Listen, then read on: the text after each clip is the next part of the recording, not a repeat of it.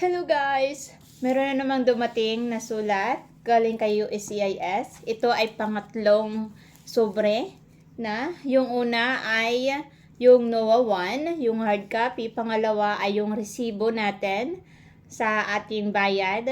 Din itong pangatlo, hindi natin alam kung ano itong sulat na ito. So, tingnan natin. Karibal down, dali. Dali, down. Alis. Okay, ang aking karibal talaga napakakulit. So, buksan natin. Ano kaya ito? Ang bilis talaga ng namin, yung process namin. Napakabilis ng process namin, guys. So, ito, buksan natin kung ano ito.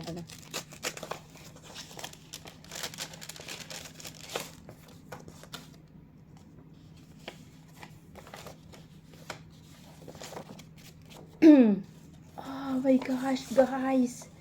This is biometric appointment. Biometric appointment, guys! Oh my gosh, ang bilis! Diyos ko na, pang ilang araw pa lang ngayon. Hello guys! Dahil biometric natin, ay ilalagay natin si Karibal sa daycare center. Ayun, ng 3 gabi. Ngayon naman, maghanda tayo ng kanyang baon. Bali, ito yung pagkain ni Karibal. So, handaan natin siya ng baon niya para sa 3 gabi. Sa daycare naman, pwede naman sila ang magbigay sa kanya ng pagkain, pero dagdag bayad yun. Pero kung magdadala kami ng sarili naming pagkain para sa kanya, mas makakamura kami.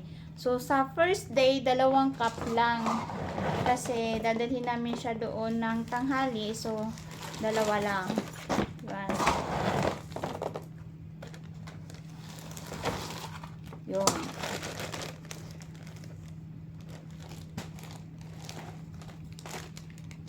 Tapos, sa pangalawang araw ay 3 cup.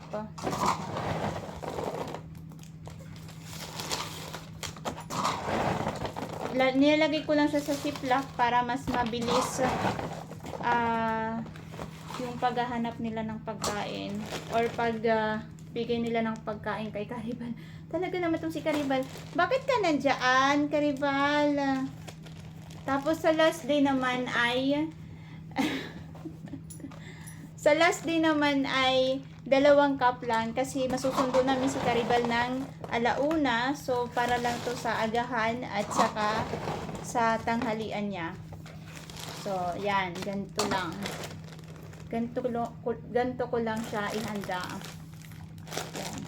So, tapos sinulatan ko lang ng 2 cups, 3 cups, then another 2 cups. Yan. Hello guys! Pagsama-samahin lang natin yung baon ni Karibal bukas papuntang daycare. Ayun.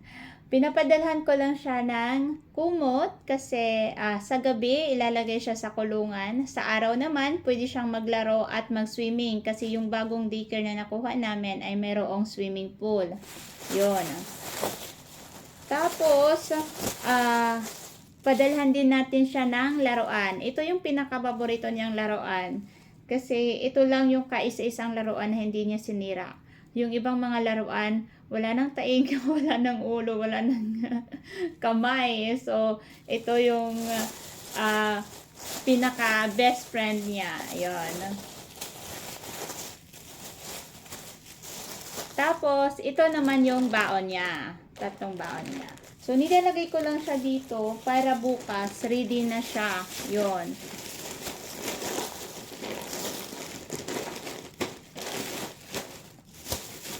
Diba? Ganito ko lang ihanda ang kanyang baon, lalo kung medyo matagal siya sa daycare. Ngayon, 3 gabi siya doon kasi nga medyo malayo ang ating biometric. So, hindi tayo basta-basta makakauwi at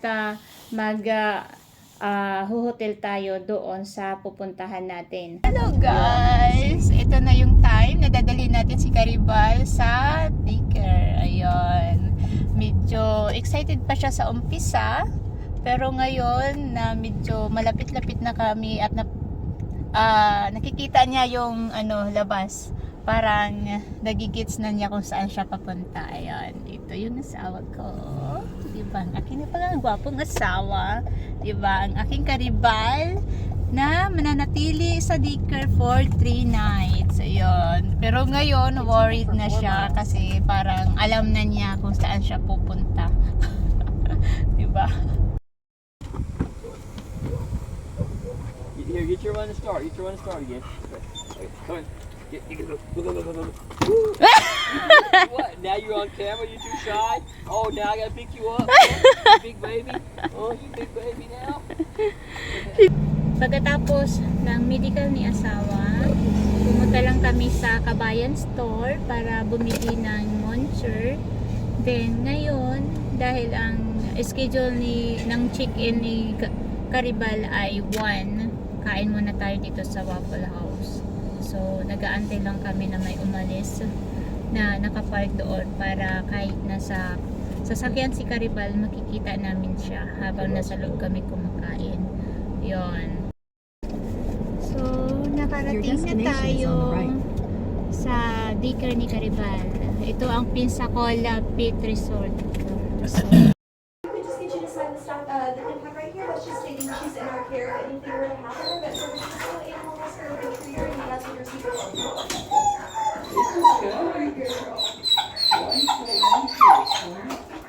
Did you have breakfast this morning? Yeah, she's had some breakfast this morning. So much fun. You're the cutest thing ever. Oh my goodness, look at that little face. Oh, she's so cute. All right, we'll go ahead and take her through the back. And get her all settled. Is this her belongings? Yes. Yes. Yeah. All right, we'll make sure she gets her little puppy in there, her blanket. Get her all settled and get her out. And she's allowed to swim if she would like to, correct? Oh, yeah, I hope she does. Yeah, I hope she wants to swim. Yeah, Yeah. if we get any cute photos of her in the pool or any of any of her new friends, we'll send them over to our texting app to the number that we have as primary. Okay? I'm sorry, what was that? We'll send over some photos of her if she does get in the pool Okay, with yeah, great. friends. To the number we have on primary to our texting app on the computer. Okay, great. Okay. Have fun. bye-bye Karibal! Have fun! Do you need us anymore? Well, I know, so y'all are all set. Okay, great. Have a great Bye-bye, girl. Bye-bye! Okay, bye-bye. Bye-bye. Hatid na namin si Karibal. Ito pala yung ano nila, resort nila, oh. Dito sa Pensacola.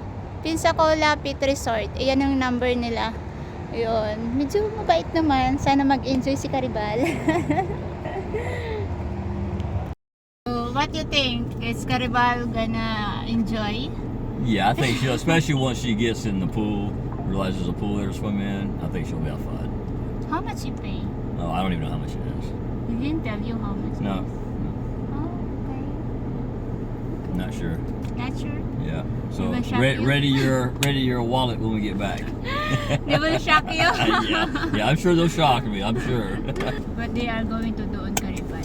Well, she's gonna get a bath, get her nails trimmed, and ears cleaned, and I think that's really it. That's it? Just swim. Yeah, they take her. They say they take her for several walks a day and playtime, and Wow. yeah.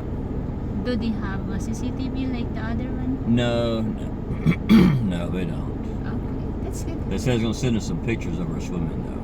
Oh, I hope they will send us a video. They just said pictures. So, Oh, I wish they do. yeah, sorry. No video.